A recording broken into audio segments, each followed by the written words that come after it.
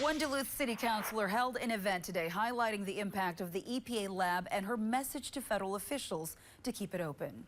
Duluth City Councilor Wendy Durwachter held a press conference outside of the lab this afternoon ahead of her proposal on Monday.